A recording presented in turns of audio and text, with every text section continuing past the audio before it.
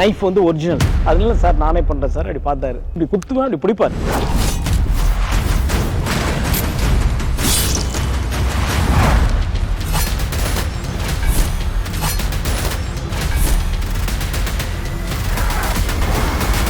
Jailer unlock super star Rajinikanth അഭിനയിച്ച mega block buster ചലച്ചിത്രം ജയിലറിന് പിന്നിലെ കഥ സബ് ടൈറ്റിലിനോടൊപ്പം നിങ്ങളുടെ സൺ നെക്സ്റ്റിൽ മാത്രം കണ്ടാസ്വദിക്കാം. ഇപ്പോൾ തന്നെ ആപ്പ് ഡൗൺലോഡ് ചെയ്യൂ. ഇവിടുത്തെ സ്കൂള്, കൂട്ടുകാര്, ടീച്ചേഴ്സ്, അവരുടെ ചോദ്യങ്ങൾ, പരിഹാസങ്ങൾ, അതൊന്നും അവൾക്ക് താങ്ങാൻ പറ്റിയെന്ന് വരില്ല. ഒരു മാറ്റം എന്തുകൊണ്ടും നല്ലതാണ്. എല്ലാം ഒന്ന് കലങ്ങി തെളിഞ്ഞ് കഴിയുമ്പോൾ മോളെ ഞാൻ തന്നെ തിരിച്ചു കൊണ്ടുവന്നോളാം. എന്നാലും ഡാഡി, അവളുടെ അടുത്ത് ഞാനില്ലാതെ. എന്നെ കൊണ്ട് കൂടുതലൊന്നും നീ പറയിക്കരുത്. കുട്ടിയാണോ മേക്കപ്പ് ബോക്സ് ആണോ വലുതെന്ന് ചോദിച്ചാൽ മേക്കപ്പ് ബോക്സ് ആണെന്ന് പറഞ്ഞുകൊണ്ടിരുന്നവളാണ് നീ ഒരു മാസം മുമ്പ് വരെ. ആ നീ ശ്രുതിമോളെ കെയർ ചെയ്യുന്ന കാര്യമൊന്നും പറഞ്ഞുകൊണ്ട് എൻ്റെ അടുത്ത് വരരുത്. പിന്നെ തളർന്നു കിടക്കുന്നവരെ തലയിൽ ചവിട്ടുന്ന ശീലമൊന്നും എനിക്കില്ല. അതുകൊണ്ടാണ് നിന്നെ ഞാൻ കൂടുതലൊന്നും പറയാത്തത്.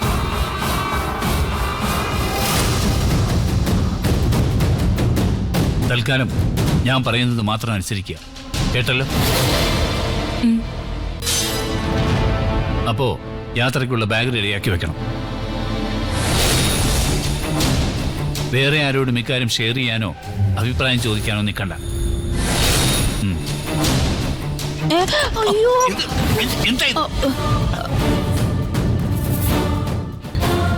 നീ എന്താ ഇവിടെ ചെയ്യുന്നേ? നിനക്കെന്താ ഇവിടെ കാര്യം? അത് പിന്നെ എനിക്കെന്ത് കാര്യം? ഒരു കാര്യമില്ല. ഞാനില്ലേ കുറച്ച് കാറ്റ് കൊള്ളാൻ ബാൽക്കണിയിലേക്ക് പോയതാ. ഈ വാതിലിന്റെ മുന്നിലൂടെ പോയപ്പോ കാലങ്ങ് സ്ലിപ്പായതാ. അപ്പൊ തന്നെ ചേട്ടൻ ഇത് വന്ന് തുറന്നു. ഞാനിങ്ങ് വീഴുകയും ചെയ്തു. അത്രേ ഉള്ളൂ. ബാൽക്കണിയിൽ വീശുന്ന കാറ്റ് മാത്രമേ നീ കൊള്ളൂ. ഇവിടെ വെച്ച് കൃത്യമായിട്ട് കാല് സ്ലിപ്പ് ചെയ്യുകയും ചെയ്തു അല്ലേ? നാണമില്ലേടി നിനക്ക് രഹസ്യങ്ങൾ ചോർത്താൻ നടക്കും. തൽക്കാലം ബാൽക്കണിയിലെ കാറ്റ് കൊള്ളണ്ട, താഴേക്ക് പോടി. പോയി നിന്റെ മുറിയിലെ ജനാലകൾ തുറന്നിട്ട് നന്നായി കാറ്റുകൊള്ളു. അല്ലെങ്കിൽ മുറിയിലെ AC ഓൺ ചെയ്ത് ബ്ലാങ്കറ്റിനുള്ളിൽ മൂടി പൊതിച്ച് കിടക്ക്. അല്ലാതെ രഹസ്യം കുത്തിപ്പോക്കാനായിട്ട് ചിക്കിച്ചകഞ്ഞ് നടക്കണ്ട.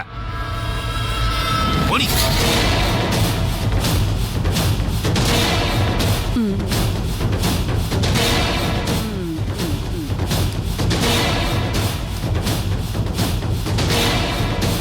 ബാഗ് പാക്ക് ചെയ്യുന്ന കാര്യം വെച്ച് താമസിപ്പിക്കണ്ട.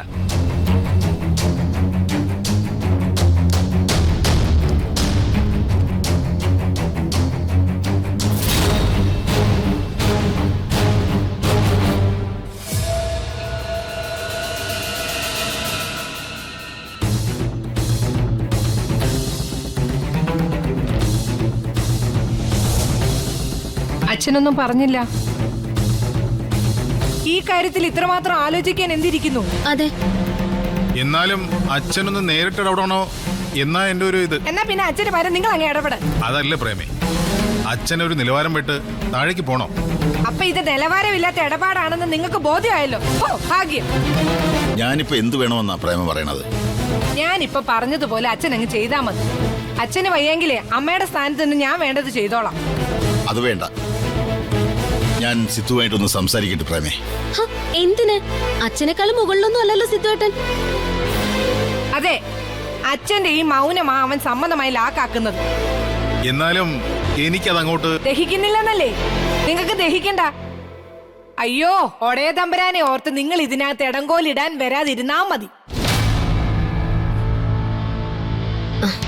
വരുന്നുണ്ട്. എന്താ ഇവിടെ ഒരു ഗൂഢാലോചന? അയ്യോ, ഗൂഢമായ ആലോചനയും ദുരൂഹമായ നീക്കങ്ങളൊന്നും ഞങ്ങൾക്കാർക്കും ഇല്ലല്ലോ. നീ വാടി.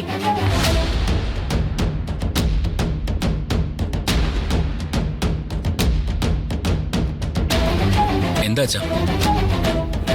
ഒന്നുമില്ല കുഞ്ഞുളിയ, ചുമ്മാ ഓരോ കാര്യമില്ലാത്ത കാര്യങ്ങള്. അല്ല, കാര്യമുണ്ട്. എന്താ അച്ഛാ പറയ്. കാര്യങ്ങളെല്ലാം എല്ലാവർക്കും അറിയാവുന്ന സ്ഥിതിക്ക് വലിയ ആമുഖമൊന്നും വേണ്ടല്ലോ. കഴിഞ്ഞ ദിവസം ഞാൻ നിന്നോട് പറഞ്ഞതുപോലെ ചുട്ടുപൊള്ളുകയാണ് ഈ വീടിപ്പോ. ആർക്കെങ്കിലും മനസ്സമാധാനമുണ്ടോ? ആരെങ്കിലും രുചിയോടെ ഭക്ഷണം കഴിക്കുന്നുണ്ടോ? സമാധാനത്തോടെ ഒന്ന് ഉറങ്ങുന്നുണ്ടോ? എല്ലാത്തിനും കാരണം ഞാനാണോ അച്ഛാ? അതോ ഞാൻ തുറന്നു പറഞ്ഞ ഒരു ഇഷ്ടമോ? ആ കുഞ്ഞളിയൻ എന്തിനാ എഴുതാപ്പുറം വായിക്കുന്നത്? അച്ഛൻ അങ്ങനെയൊന്നും ഉദ്ദേശിച്ചിട്ടില്ല. നിങ്ങൾ സഹോദരങ്ങൾ 3 പേരും രംഗനും നിങ്ങൾക്കിടയിലെ കെട്ടുറപ്പായിരുന്നു എന്റെ ഏക ആശ്വാസം, എന്റെ സന്തോഷം. പക്ഷേ ഇപ്പോൾ ഒരു മേൽക്കൂരയ്ക്ക് താഴെ അന്യരായി നിങ്ങൾ കൂടപ്പിറപ്പുകൾ മാറുന്നത് എനിക്ക് കണ്ടിരിക്കാനാവില്ല. ഞാൻ എന്ത് വേണം അച്ഛാ? അച്ഛൻ പറയും. ദേവികയോട് തോന്നിയ ഇഷ്ടം ഞാൻ കുഴിച്ചു മൂടിയേക്കാം. പക്ഷേ മറ്റൊരു വിവാഹത്തെപ്പറ്റി എന്നോട് പറയരുത്. അതേക്കുറിച്ച് ഇവിടെ ഒരു സംസാരം ഉണ്ടാവാനും പാടില്ല. ആരോടാ സിദ്ധു നിന്റെ ഈ വാശി? എന്നോടോ അതോ നിന്റെ കൂടപ്പിറപ്പുകളോടോ? എന്നോട് തന്നെ. ഞാൻ കാരണമാണല്ലോ എല്ലാവരുടെ സ്വസ്ഥത പോയത്. കുഞ്ഞളിയൻ അങ്ങനെയൊന്നും ചിന്തിക്കണ്ട. ഞാനെന്തായാലും പ്രേമ പറഞ്ഞൊരു കാര്യം ചെയ്യാൻ തീരുമാനിച്ചു. എന്ത്? എനിക്ക് സുധിയുടെ അച്ഛനോടും അമ്മയോടും ഒന്ന് സംസാരിക്കണം. എന്തിന്? അതിന്റെ ആവശ്യമുണ്ടെന്ന് കൂട്ടിക്കോ. സംസാരം നേരിട്ടോ അതോ ഫോണിലൂടെ മതിയോ എന്ന് ഞാനൊന്ന് ആലോചിക്കട്ടെ. അച്ഛാ, പ്രശ്നത്തിനൊന്നും പോകരുത്. ഒരു പരിധിവരെ ആരോടും ഒരു പ്രശ്നത്തിന് പോകുന്ന ആളല്ല നിന്റെ അച്ഛൻ. ഒരു പരിധിവരെ മാത്രം. പക്ഷെ എന്റെ കുടുംബത്തിലേക്ക്, കുടുംബത്തിന്റെ സ്വസ്ഥതയിലേക്ക് ഒരു വ്യക്തിയോ പ്രശ്നമോ ഇൻഫിൽട്രേറ്റ് ചെയ്ത് വന്നാൽ അതിനെ ഉന്മൂലനം ചെയ്യേണ്ട ഉത്തരവാദിത്വം എനിക്കുണ്ട്. ഒരു പട്ടാളക്കാരനെന്ന നിലയിൽ ഞാൻ പഠിച്ച കടമ അതാണ്.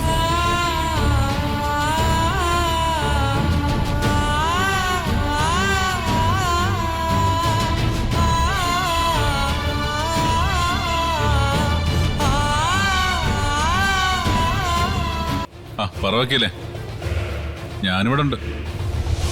ആ വക്കീലേ, യുദ്ധക്കളത്തിൽ നിൽക്കുന്നവന് അമ്പും വില്ലും തന്നെയല്ലേ നല്ലത്. പക്ഷേ നമ്മുടെ കശുമാങ്ങിയിട്ട് വാറ്റിയ ഫെനിയുടെ 7 അയലത്ത് പോലും വരില്ലൊന്നും. ആ പിന്നെ സുനിതയുടെ കാറിന്റെ ഡാഷ് ക്യാമിന്റെ മെമ്മറി കാർഡും സുനിത ഒപ്പിട്ട ഡോക്യുമെന്റ്സും ഇതെല്ലാം ഭദ്രമായിട്ട് വെച്ചേക്കണം. പോലീസോ? എന്ത് പോലീസ്? KSRTC ബസിന്റെ മെമ്മറി കാർഡ് ആവിയായി പോയില്ലേ? അത്രേ ഉള്ളൂ അതൊക്കെ. ആ അപ്പൊ ശരി വക്കീലേ, നാളെ കാണാം.